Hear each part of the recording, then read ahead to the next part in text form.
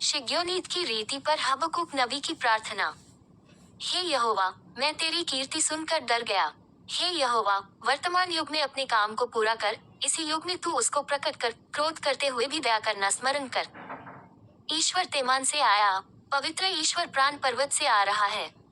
उसका तेज आकाश पर छाया हुआ है, और पृथ्वी उसकी स्तुति से परिपूर्ण हो गई है। उसकी ज्योति सूर्य के तुल्य थी, उसके हाथ से किरणें निकल रही थी, और इनमें उसका सामर्थ छिपा हुआ था। उसके आगे आगे मरी फैलती गई, और उसके पांवों से महाज्वर निकलता गया। वह खड़ा होकर पृथ्वी को नाप रहा था। उसने देखा और जाति जाति के लोग घबरा गए। तब सनातन पर्वत चकनाचूर हो गए, और सनातन की पहाड़ियां झुक गई। उसकी गति अनंत काल से एक सी है। मुझे कूशान के तंबू में रहने वाले दो खसे दबे दिखाई पड़े, और मिद्यान देश के डेरे डगमगा गए। हे यहोवा, क्या तू नदियों पर रिसियाया था? क्या तेरा क्रोध नदियों पर भड़का था?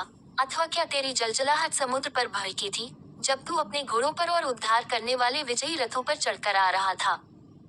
तेरा धनुष खोल में से निकल गया, तेरे दन का वचन शाप के साथ हुआ था। तूने धरती को नदियों से चीर डाला। पहाड़ तुझे देखकर कांप उठे, आंधी और जलप्रलय निकल गए।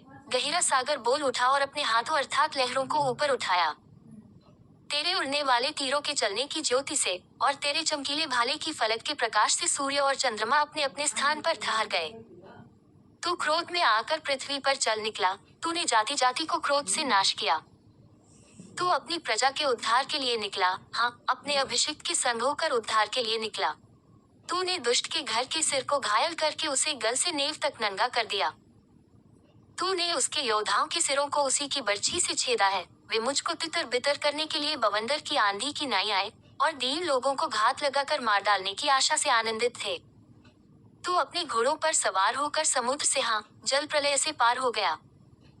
ये सब सुनते ही मेरा कलेजा कांप उठा, मेरे ओंठ थरथराने लगे, मेरी हड्डियां सड़ने लगी, और मैं खड़े खड़े कांपने लगा। मैं शांति से उस दिन की बात जोहता रहूंगा जब दल बांधकर प्रजा चढ़ाई करे।